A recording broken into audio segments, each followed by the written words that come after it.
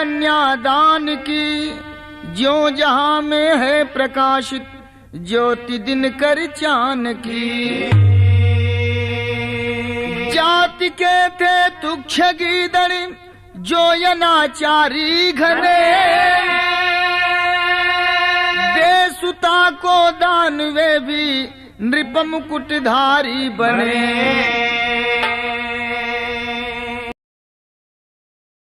तो कहना है एक लाइन मास्टर यहाँ गीत बा कि लड़कियां जब से साइकिल चलाने लगी, तब से लड़कों की रफ्तार कम हो गई। लड़कियां जब से साइकिल चलाने लगी, तब से लड़कों की रफ्तार कम हो गई। लड़कियां जब से साइकिल चलाने लगी, तब से लड़कों की रफ्तार कम हो गई। लड़कियां जब से साइकिल चलाने लगी, तब से लड़कों की रफ्तार कम हो गई। जब से बुढ़िया भी काजल लगाने लगी, तब से बुढ़वन के नकुरन में दम हो गई। जब से बुढ़िया भी काजल लगाने लगी, तब से बुढ़वन के नकुरन में दम हो गई। जब से बुढ़िया भी काजल लगाने लगी, तब से बुढ़वन के नकुरन में दम हो गई। मगर गाना के अंदर भाव दिया गया है और कहना है कि एक दिन बोली सियारिन लिपटी के गले, मांस मानो का हमको खिला दे पिया। एक दिन बोली सियारिन लिपटी के गले, मांस मानो का हमको खिला दे पिया। एक दिन बोली सियारिन लिपटी के गले, मांस मानो का हमको खिला दे पिया।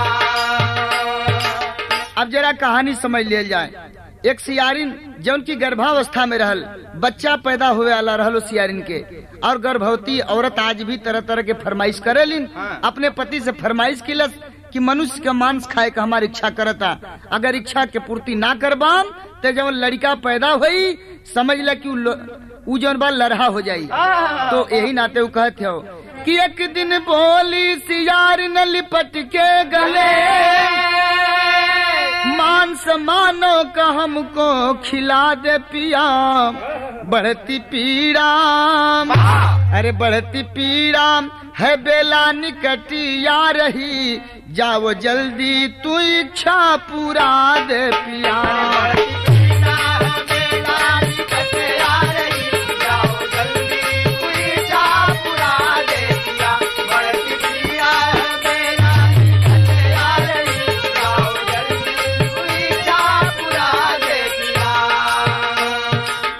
पत्नी की इच्छाओं को ध्यान में रख करके सियार चल पड़ा मनुष्य मांस की तलाश में। तो भाव देना पड़ा क्या कि चला सुन कर सियार बात, चला सुन कर सियार छाई रे न अधियारी।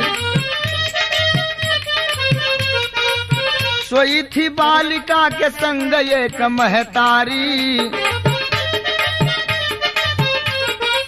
लिया चुपके से वह उठाया बालिका छन में। सियारिन को इधर हुआ यह बच्चा बन में, स्वरूप देख बालिका पे दया आई, लिया गोदी में सियारिन उठा नहीं खाई। लिया गोदी में सियारिन उठा नहीं खाई, लिया गोदी में सियारिन उठा नहीं खाई, लिया गोदी में सियारिन उठा नहीं खाई। रात्रि का वक्त था, सियार चला मनुष्य मांस की तलाश में। एक गांव में प्रवेश किया तो देखता है एक औरत अपनी बच्ची को लेकर के सोई हुई है, बेखबर सो रही थी। धीरे से उस बच्ची को उठा लिया सियार, लेकर के पहुंचा जंगल में अपनी सियारिन के पास और कहता है कि लो मांस खा लो। मगर जीती जागती बच्ची को देख करके सियारिन के दिल में दया आ जाती है और सियारिन कहती है अपने पति से, क्या कहती है कि हो गई नाथ अब ये सुताय आपकी, जीव हिंसा पे मर्जी दिखा दे पिया, कि करके शादी अरे करके शादी हम भागी बने पुण्य के, किसी राजा की दुल्हन बना दे पिया। करके शादी हम भागी बने पुण्य के, किसी राजा की दुल्हन बना दे पिया। करके शादी हम भागी बने पुण्य के, किसी राजा की दुल्हन बना दे पिया। कहती है कि नहीं पतिदेव, मेरी इच्छा जरूर थी लेकिन जीती जो जी रही है बच्ची, इस बच्ची का मांस खाने का विचार अब मेरे दिलो दिमाग में नहीं है। इस बच्ची को हम लोग खाएंगे नहीं, बल्कि इसी बच्ची का पालन पोषण किया जाए, और लड़की जब सयानी होगी तो किसी राजा को कन्यादान दे करके और कन्यादान का पुण्य हम लोग प्राप्त कर लेंगे। मगर यहाँ भाव है तेरी मास्टर तन सा बढ़ जा आए कि अब कानन में ज्योति जगाती सुंदरी, मोरे रामा हो राम। अब कानन में ज्योति जगाती सुंदरी, घिरी घन घोर घटा है चपला छटा सुहाती। कानन में ज्योति जगाती सुंदरी,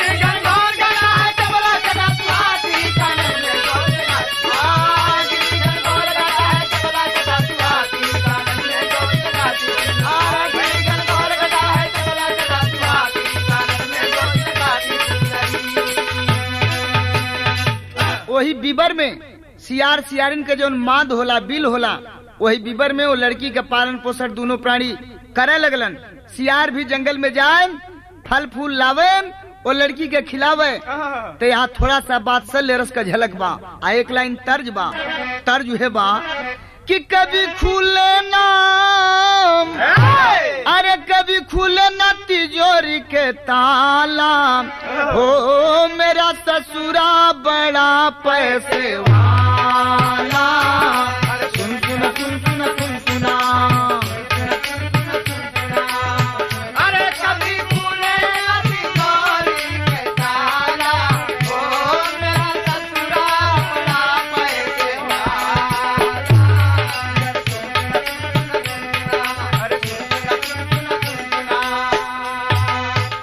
मगर वो दोनों प्राणी का भाव का रहल, वो लड़की का पालन पोषण कैसन करे, तो भाव देहल गिल बका कि कभी हंसी हंसी अरे कभी हंसी हंसी सियार न खिलाती, हो कभी झूला झूला गीत गाती।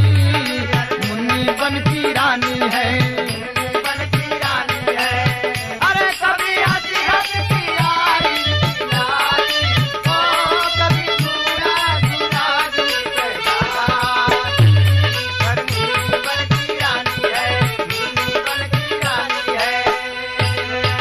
जैसे मालूम पड़े कि अपने तन का पैदा भइल वो लड़की होखे।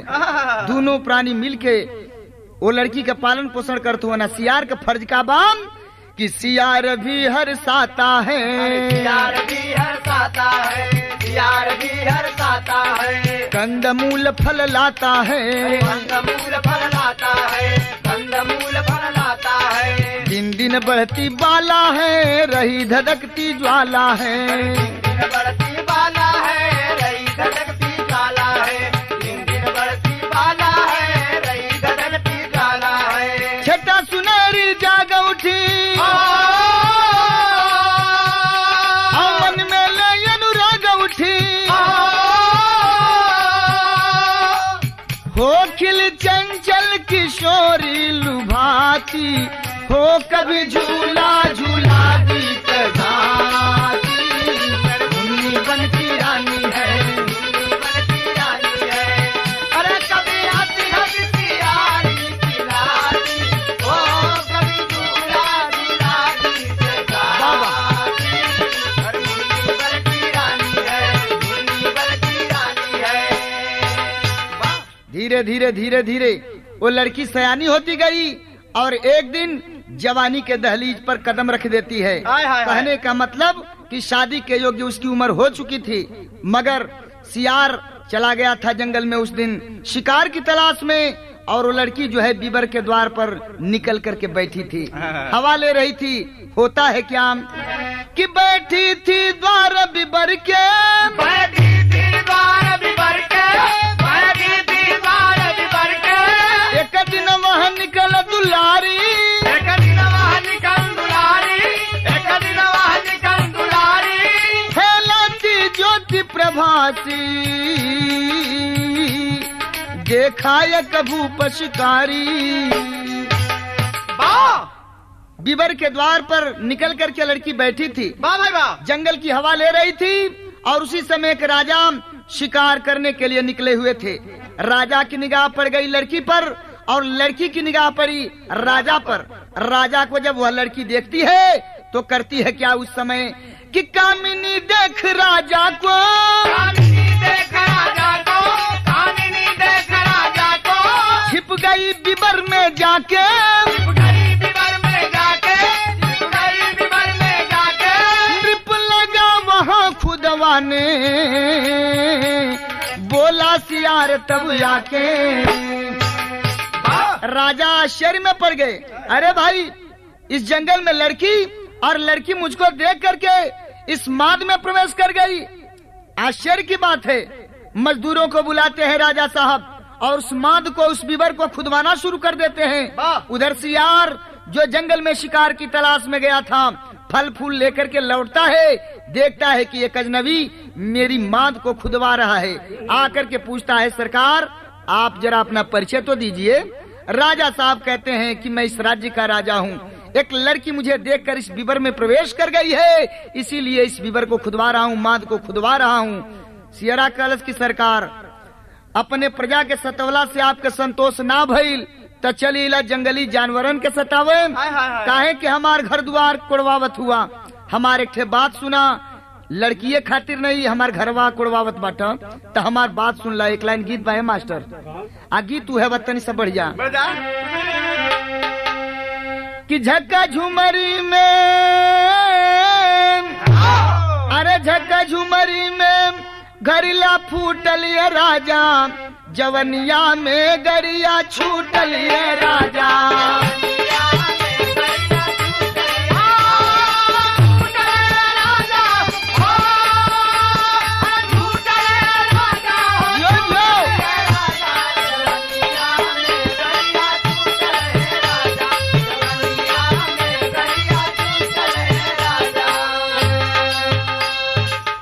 मगर उस सियार कह रहल बा राजा जी से, का कह रहल बा कि अरे बोला सियार, तो बोला सियार उनमा दिए राजा, ललनिया से कैला शादी है राजा।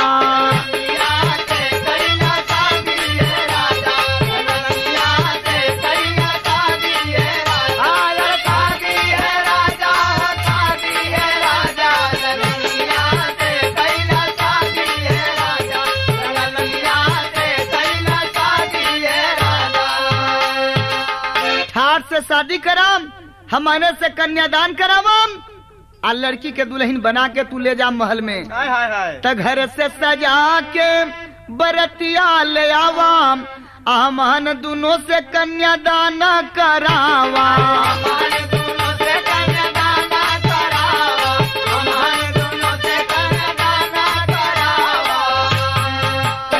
कहे लेकिन हमारे दुई बादिए राजा, ललनिया से कैला शादी है राजा। ठाट से बारात लेके आवा, लेकिन एक बात हमार सुन ला, हमार कहना मान ला, बारात में हमार दुई ठे दुश्मन लेके मत अइहा। कवन कवन बतावत है कवन कवन। सियार कह रहल बा राजा जी से कि लड़का या कुत्ता बरतिया ना यही,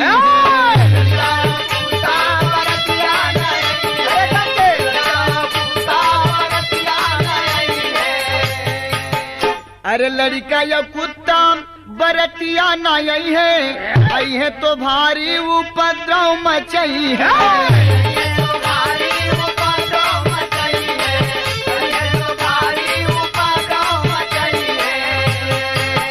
तो चले डोली कहार, अरे चले डोली कहार, न मादिया राजा लल झलनिया से कैला शादी है राजा।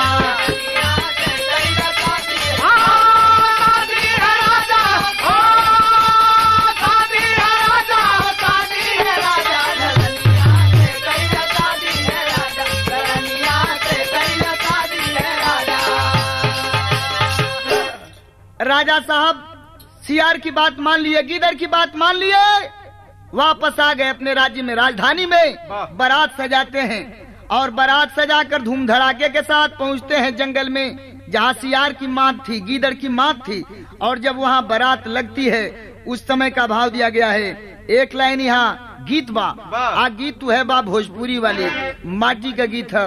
औरत लोग तब गावेलिन जब कहीं गंगा स्नान करे या कहीं तीर्थ वगैरह पर जालिन, तब रास्ता में गावत जालिन। का लोग गावेलिन कि अरे बनवा में बोललन, अब बनवा में बोललन, कलही चिड़ैया सड़किया पर बोले लारे बन मोरवा।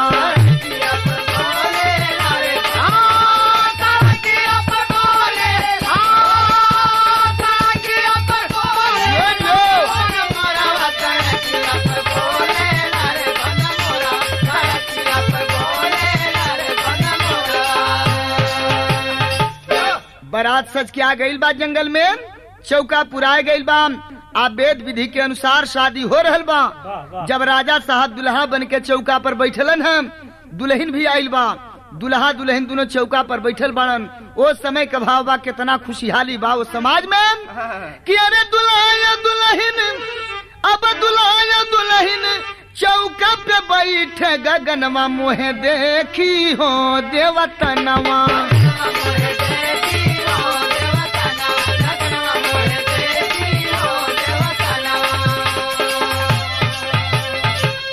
हाय हाय हाय, राजा लोग भी देख रहल बाटन, साथ साथ देवता लोग भी देख रहल बाटन, बाराती लोग भी झूम रहल बाटन। मगर शादी हो रहल बा तब पंडित जी पोथिया, अरे पंडित जी पोथिया मंत्र उच्चार करलन, दोनों आज हो कन्यादानवा।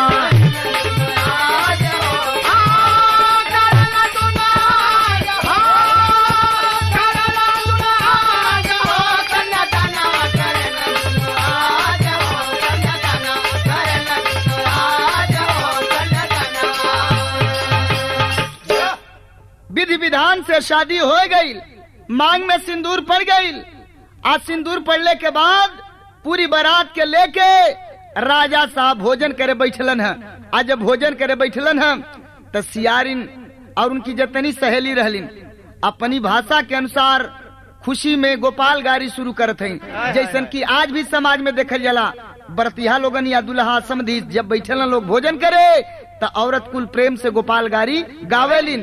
तो सियारिन के सखी सलेहर सब उहो जनबा गोपाल गारी गावत हिन अपनी भाषा में। एक लाइन गीत बा तनी सा बढ़िया मास्टर, वह देवरिया फाग वाली गीत है कि चोटी पे चोटी फिरंगी के तार, और हमरा के पुलवा से होके फरार, कि रतिया राजा रूस के भागल खोजे गइल पतूरिया।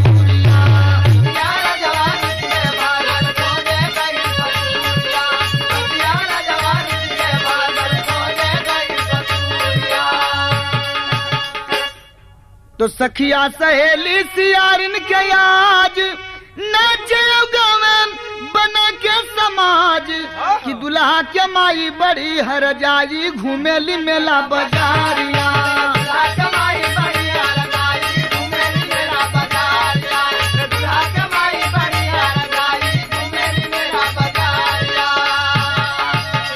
कै फुआ छिना रही तोहरो रजनवा, अले अइले भैया उड़ार बीच बनवा।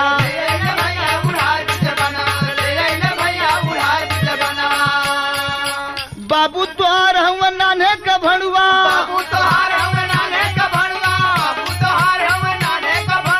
बाबू तोहार हम नाने का भणुआ, रखेल रंडी पतूरिया, यार दुल्हा के माई बड़ी हर जाई घूमे मेला बाजारिया।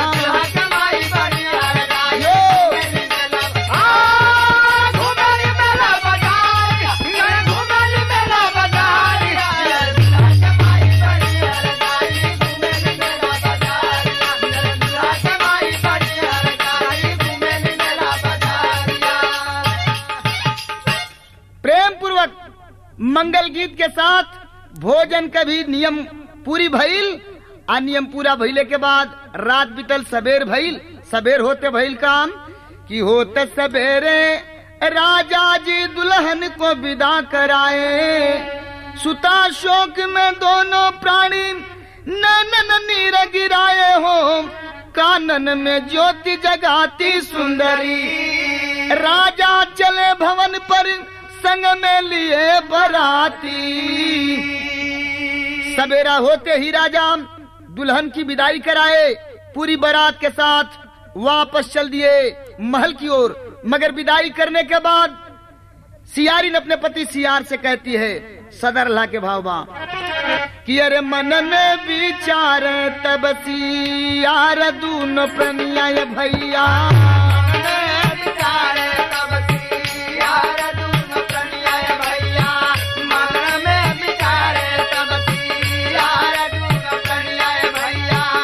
अपने रजनवा के कैली कन्यादान, अपने रजनवा के कैली कन्यादान।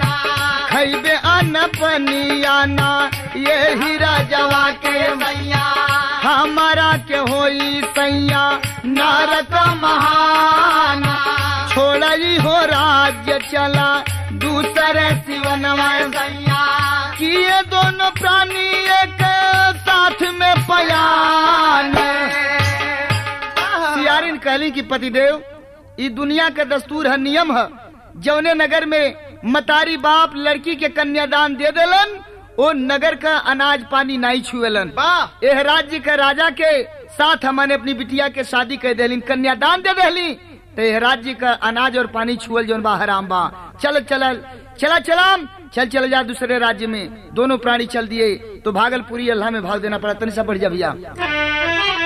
ये छोड़ के मकनिया चले दोनों प्रणिया, छोड़ के मकनिया चले दोनों प्रणिया, छोड़ के मकनिया चले दोनों प्रणिया। अब आगे का सुनाई जहार, अब आगे का सुनाई जहार, अब आगे का सुनाई जहार। सीमा पार किए दो प्राणी, सीमा पार किए दो प्राणी, सीमा पार किए दो प्राणी। प्यासा से भैले बिकल तन यार, प्यासा से भैले बिकल तन यार, प्यासा से भैले बिकल तन यार। नीला कहीं थोड़ा सा पानी, नीला कहीं थोड़ा सा पानी, नीला कहीं थोड़ा सा पानी। पी लो प्यारी कहे सियार, पी लो प्यारी कहे सियार, पी लो प्यारी कहे सियार। धर्म नार का नहीं नाथिए, धर्मनार का नहीं नाते, धर्मनार का नहीं नाते। पति से पहले करे हार, पति से पहले करे आहार, पति से पहले करे आहार। बाबा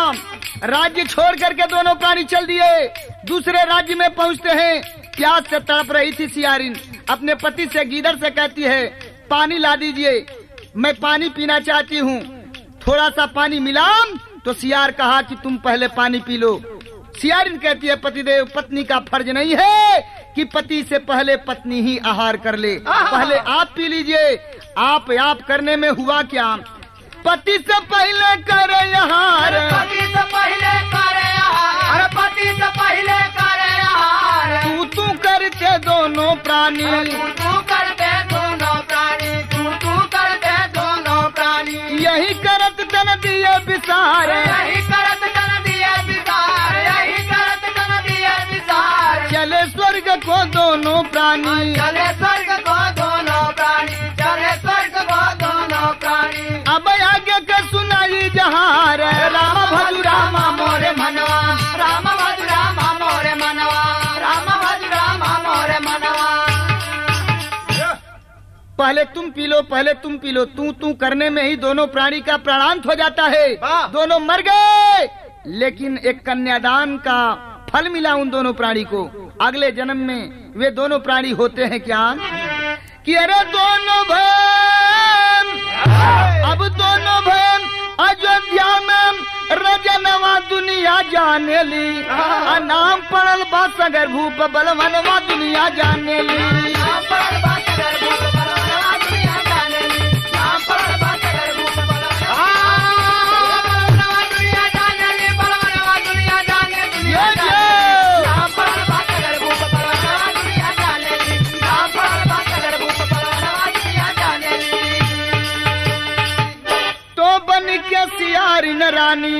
राजा जी के अली हो पुत्र शोकवा में पीऊ के संगत पकैली हो। तो उनके भैलन 60,000 ललनवा दुनिया जानेली आ कपिल मुनि सब कर कैले दहनवा दुनिया जानेली। दोनों प्राणी यह जन्म में सोचत हुअन की एक लड़की के कन्यादान देहली तई परिणाम मिलल। एदमा पारी ब्रह्मा के तपस्या कह के 60,000 लड़की मांग लिहल जाए। तपस्या में लीन बाटन ब्रह्मा के आसन डगमगाए लगल।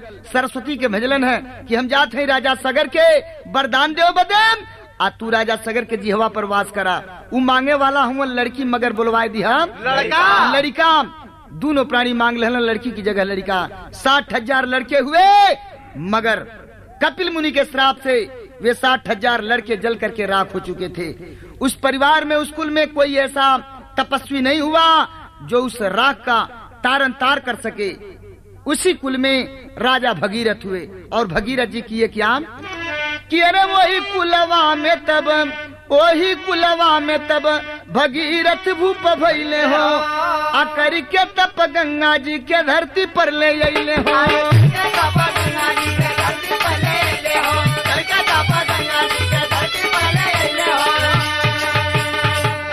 तपस्या करके गंगा को धरती पर लाए। जहाँ पूर्वजों की राह का तारन तार हुआ स्थान आज भी तीर्थ के नाम से जाना जाता है। कौन सा तीर्थ है कि अरे गंगा सागर भैले अब गंगा सागर भैले तीर्थ स्थनवा दुनिया जाने ली नर नारी सब करते जाए नहनवा दुनिया जाने ली।